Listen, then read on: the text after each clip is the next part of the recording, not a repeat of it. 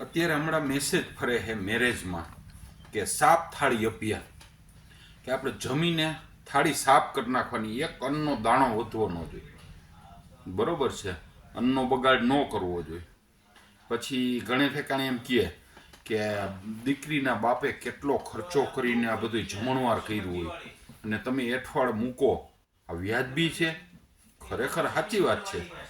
એઠવાડ વધો થાળીની અંદર અન્ન ન વધવું જોઈએ, મેસેજ મૂકે એ બરોબર સાચી વાત છે. પણ ઘણા એવું લખે કે આ મેરેજવાળા માવતરે બહુ ખર્ચો કર્યો હોય. ખરેખર બહુ ખર્ચો કર્યો હોય, સાચી વાત છે. જમવાનું વધવું ન જોઈએ, એ પણ સાચી વાત છે. ખરેખર આપણે લઈને આપણે જેટલું જમવું એટલું જ થાળીમાં હોવું જોઈએ, એ બધી વાત સાચી છે. પણ ખર્ચો કર્યો છે એટલે બગાડ ન કરવો. એને તો 500 રૂપિયાની થાળી આપી જ દીધી છે. એ પછી તમે વધારો કે ન વધારો, એને 500 રૂપિયાનો ખર્ચો થવાનો જ છે. એ હકીકત છે. એવું નથી કે તમે થાળીમાં કાંઈ વધારો તો દીકરીના બાપને દીકરાના બાપને મુશ્કેલી આવે.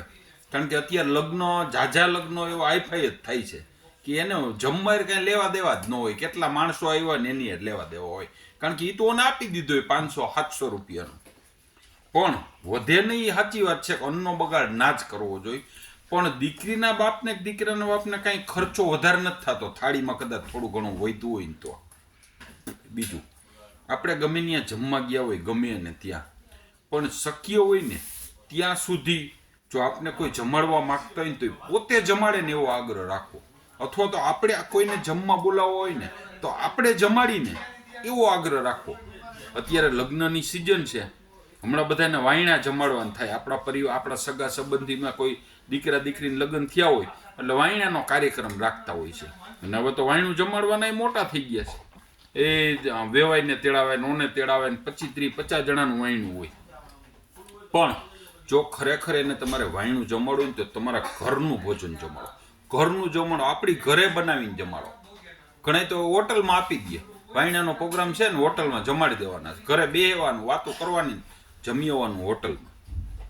પછી મેરેજ હોય તો મેરેજમાં શક્ય હોય ને ત્યાં સુધી એવો આગ્રહ રાખો આપણે બનાવીને જમાડીએ. આપણે વસ્તુ લઈ આવીએ, સારી સારી વસ્તુ, સારું શાકભાજી, સારું ડ્રાયફ્રૂટ આપણે લઈ આવીએ અને બનાવડાવીએ અને જમાડીએ, એવો આગ્રહ રાખવો.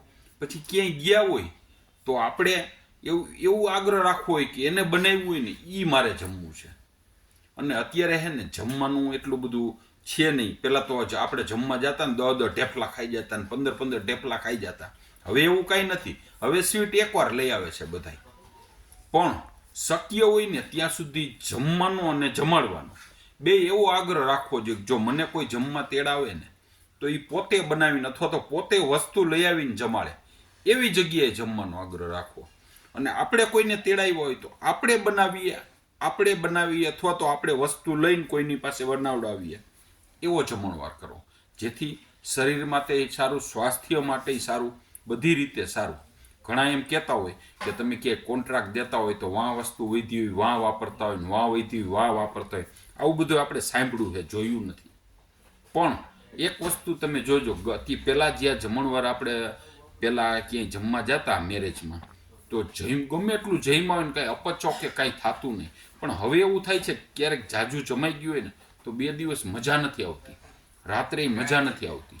એટલે એનો અર્થ એ છે કે ટેસ્ટફુલ બનાવવા માટે કંઈક વસ્તુ નાખે છે. તો આપણે ઘરે બનાવી હોય તો આપણે એ વસ્તુ નથી નાખવા દેતા. ઘણા એમ કહેતા હોય હાજીનો ગોટો નાખે છે, સાંજીના ફૂલ નાખે છે, આવું બધું નાખતા હોય છે ટેસ્ટફુલ બનાવવા માટે. પણ ટેસ્ટફુલ કરતાં હેલ્થફુલ બને ને એવો આગ્રહ રાખો. એટલે શક્ય હોય ત્યાં સુધી કોઈનું જમવા જતા હોય એ લોકોએ વસ્તુ લઈને બનાવી હોય એવો જમવાનો આગ્રહ રાખવો. અથવા તો આપણી ઘરે આપણે બનાવ્યું હોય, એની ઘરે બનાવ્યું હોય કે આપણી ઘરે બનાવ્યું, એવો નેચરલ સારું વસ્તુ જમવાનો આગ્રહ રાખવો.